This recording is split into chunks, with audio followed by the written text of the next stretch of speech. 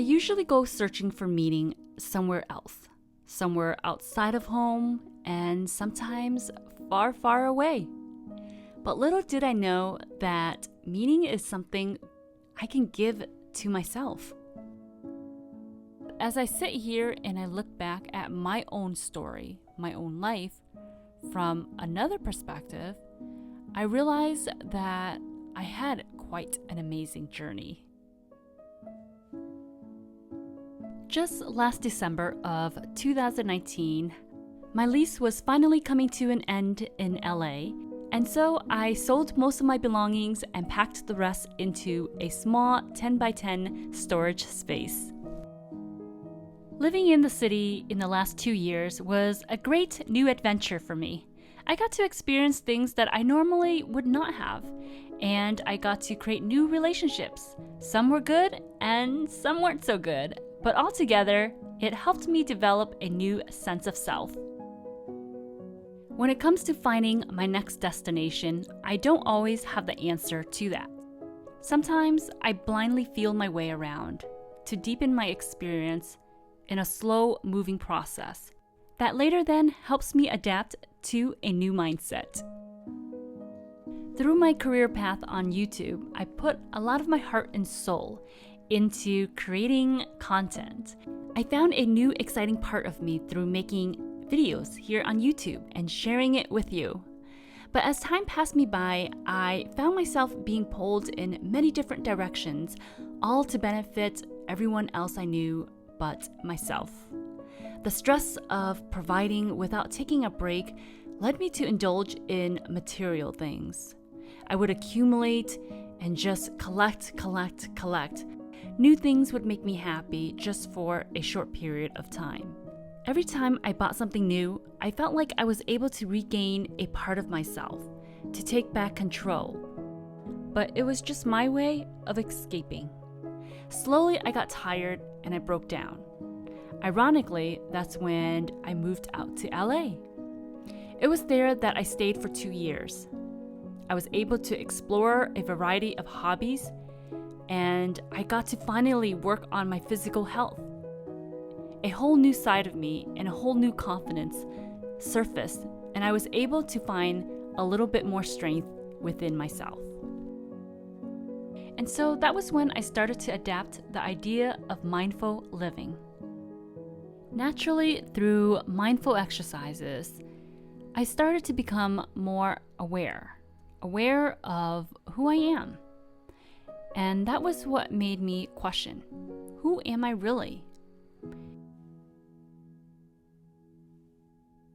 A newfound love for decluttering emerges.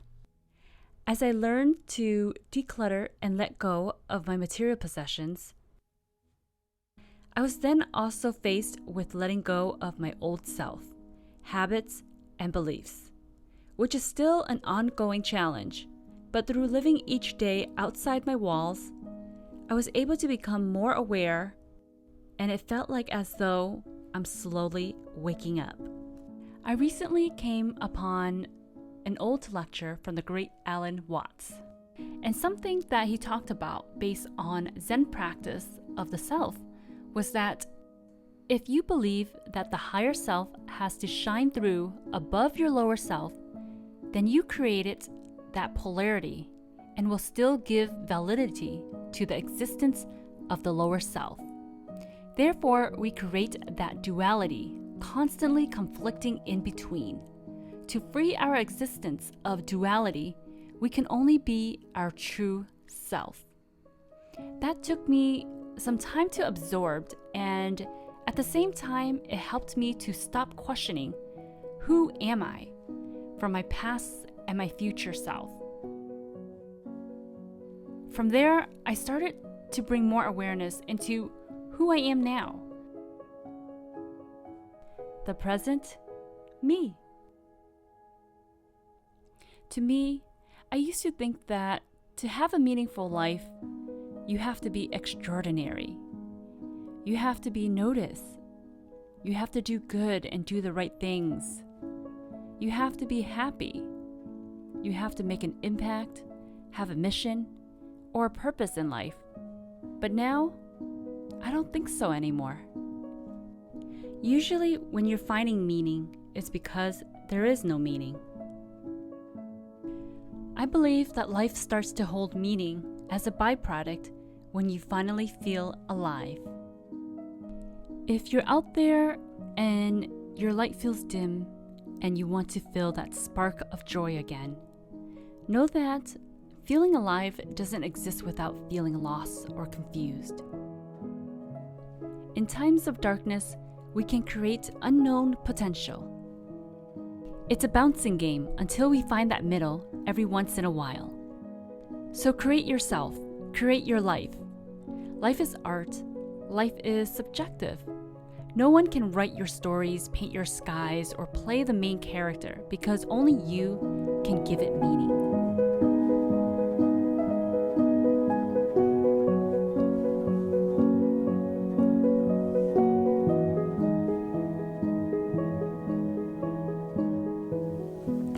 Hey loves, thank you so much for staying toward the end of this video. It was so nice to put that video together just because I am now sitting in my home, and not only because of COVID, but there's been lots of fires going on throughout California, which is very, very sad. And the air quality is just very poor around this time. So I haven't been able to go out or see the blue sky. It's been very gray out lately. And it's very, very sad because in the last couple of years, I've been seeking solitude and healing through going outdoors, being in with the trees and nature, and it's helped me tremendously. And that's why I've, put together this video as a beginning point for my new, my new venture and the message that I want to share and spread, or just encourage, is for people to be more mindful with nature and just get in tune with it again, because it's such a wonderful place for us to heal. It's out there for us, and a lot of us don't, we forget about it because of our modern lifestyle. And that's something that I definitely want to share. This past couple of years, and before I get into that, I just want to make a big thank you to those of you who reach out to me and ask if I'm okay, especially during this pandemic. And the fact that even before the pandemic, actually, because you guys say that I seem sad. I mean, I was sad, but I go through ups and downs. And just last year, I found out that someone that was very close to me in my life for about 20 years stole a lot from me. And although material things can be replaced, it was so violating to me because I trusted this person and I just didn't know how to deal with it. And so I went to seek solitude through just mindful living my lifestyle and just going outdoors. And I found so much peace in my heart just by going and walking out in the mountains. And I want to just share that personal perspective that maybe can help other people and remind other people that they can do this too, and they can probably seek solitude and peace through getting in touch and connecting with nature again. And so I think that's my new life mission is to help encourage that, and I want to use my social media for that. I kind of lost my excitement to share things, and I used to love encouraging people to be creative and to get outside their comfort zone and just start doing something creative for fun, and that will help exercise your mind to open up and be more adventurous or be more courageous. And throughout that, I just somehow shift into a survival mindset because I was constantly being worked, and that hobby became into this work, and I was like a hamster in a hamster wheel, just constantly going to provide. And it was just so much weight on my shoulders because I didn't have any help, and I was just constantly in this fearful mode. If I stopped, I would disappoint people. I won't be able to provide for the family, and so that scares the hell out of me. And I was just basically working working based on fear, and it was no longer fun for me. And so it took a big toll on me, very, very stressful. And and nature is what really helped me again. I had to unlearn a lot of stuff, unlearn a lot of bad habits that I collected, bad mindsets that I collected. And I had to unlearn that to relearn again, relearn how to live mindfully, relearn how to be more at peace, be more present.